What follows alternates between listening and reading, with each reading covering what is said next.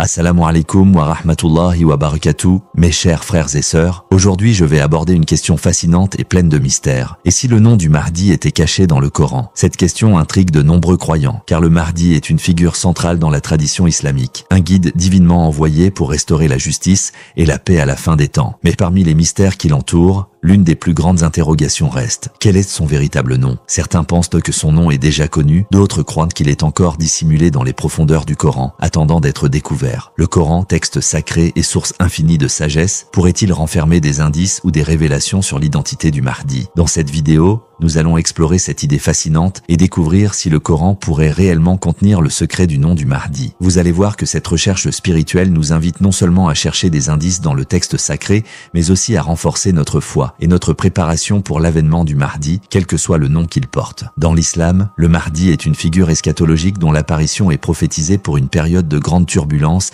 et de chaos dans le monde. Beaucoup de croyants attendent impatiemment son arrivée, car il est vu comme celui qui restaurera l'ordre, la justice et la paix avant le jugement dernier. Cependant, bien que sa venue soit attendue, son nom exact demeure un mystère pour beaucoup. La question que l'on se pose souvent est: est-ce que le Coran révèle un indice sur ce nom? Tout d'abord, il est important de noter que le Coran ne mentionne pas directement le nom du Mahdi. Cependant, de nombreux savants et chercheurs ont suggéré que des versets du Coran pourraient contenir des allusions ou des références indirectes à sa personne. Par exemple, certains croient que certains versets pourraient désigner des caractéristiques liées au Mahdi, comme le rétablissement de la justice et la lutte contre les oppresseurs. Mais est-ce que cela peut être interprété comme une révélation directe de son nom? Le Coran, tout en étant un guide complet pour les musulmans, ne mentionne pas explicitement le nom du Mahdi. Toutefois, plusieurs hadiths, paroles et actions du prophète Mohammed nous renseignent sur les caractéristiques de cette figure eschatologique. Les musulmans s'accordent à dire que le Mahdi apparaîtra dans les derniers jours pour instaurer la justice et la paix. La question qui se pose alors est: le nom du Mahdi est-il mentionné dans des révélations indirectes, peut-être dans les subtilités du Coran? Certains chercheurs suggèrent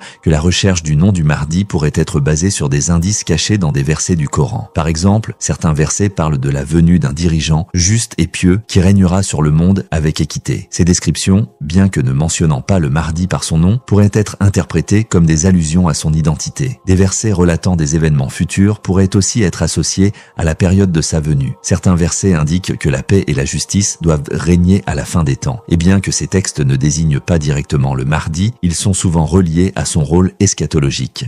Un autre point à explorer est l'idée que le nom du Mahdi pourrait être caché dans les lettres et les mots du Coran. Le Coran est connu pour ses subtilités linguistiques et sa richesse, et certains érudits avancent l'idée que certaines lettres ou mots possèdent une signification plus profonde, souvent inaccessible aux non-initiés. Par exemple, les lettres Alif, Lam, Mim, qui apparaissent fréquemment dans le Coran, sont perçues par certains comme des clés mystérieuses qui, une fois comprises, pourraient révéler des vérités cachées. De telles interprétations sont cependant sujettes à débat, car elles nécessitent une grande expertise et une compréhension spirituelle profonde. Le Coran est un texte riche et complexe, souvent compris à travers des exégèses et des interprétations qui varient selon les écoles de pensée islamiques. La question de savoir si le nom du Mahdi est caché dans le Coran peut aussi être abordée à travers les principes de l'interprétation coranique ou tafsir. Ces interprétations visent à révéler des significations profondes des versets qui ne sont pas toujours évidentes à première vue. En cherchant à comprendre le lien entre les signes et les événements eschatologiques dans le Coran, certains chercheurs avancent l'idée que des allusions indirectes au Mahdi se cachent dans des versets prophétiques. Certaines interprétations suggèrent que le Coran contient des prophéties concernant la venue d'un sauveur à la fin des temps. Bien que le nom du Mahdi ne soit pas mentionné directement, des versets faisant référence à l'établissement de la justice,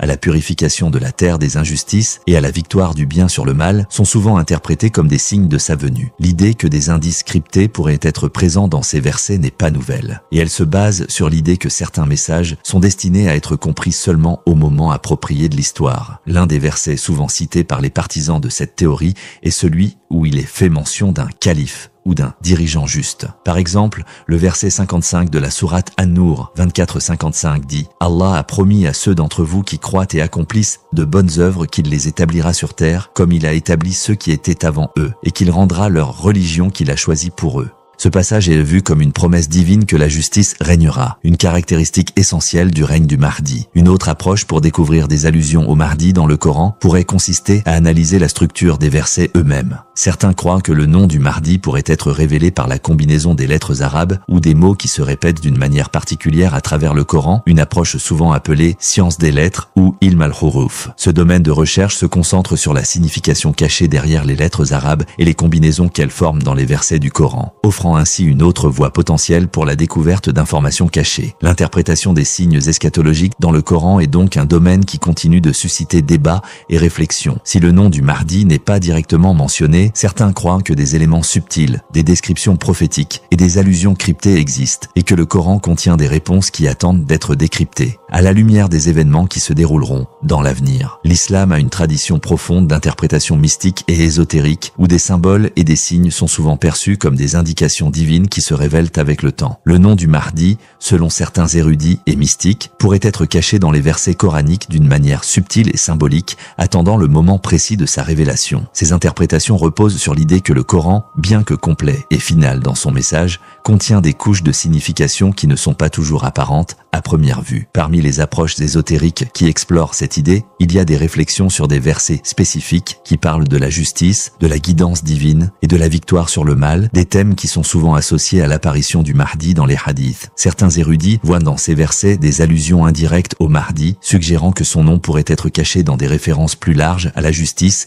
et au rétablissement de l'ordre sur terre. Un exemple souvent cité dans ce contexte est le verset du Coran. Nous avons envoyé vers vous un messager pour vous délivrer la bonne nouvelle et vous avertir. Coran 35-24. Bien que ce verset parle généralement des prophètes et messagers envoyés par Allah, certains mystiques croient que l'apparition du Mahdi, en tant que guide ultime, est aussi une forme d'accomplissement de cette promesse. De cette manière, il est suggéré que le Mahdi pourrait être indirectement mentionné dans le Coran à travers ces symboles de la justice et du rétablissement divin. En outre, les aspects mystiques de la compréhension du Mahdi dans le Coran ne sont pas limités à des simples interprétations littérales. Pour les soufis et d'autres écoles de pensée ésotériques, l'idée que le Mahdi possède une sagesse cachée dans le texte coranique s'inscrit dans la tradition d'un savoir caché, ilm al-batin, où certaines vérités ne sont révélées qu'à des moments spécifiques de l'histoire. C'est ainsi que certains croient que le nom du Mahdi pourrait être entrelacé avec des codes, des chiffres ou des structures grammaticales dans le Coran, attendent d'être découverts lorsque l'époque appropriée arrivera. D'autres érudits, en particulier parmi les musulmans chiites, sont convaincus que le Mahdi est déjà né et que son nom est déjà connu dans les sphères spirituelles, mais que sa révélation publique viendra à l'heure prévue par Allah. Ce point de vue est soutenu par la croyance que le Mahdi est en occultation et qu'il reviendra au moment où les conditions mondiales seront prêtes pour sa mission. La conclusion sur le secret du nom du Mahdi dans le Coran met en lumière une réflexion spirituelle profonde. Dans cette perspective, la révélation du Mahdi est vue comme un moment divin, où les signes cachés dans les textes sacrés seront enfin compris par ceux qui sont prêts à recevoir la vérité. Bien que le nom du Mahdi puisse sembler dissimulé dans les textes islamiques, cela fait partie d'un plan divin plus large qui se déroule progressivement. Les croyants sont appelés à cultiver une perspicacité spirituelle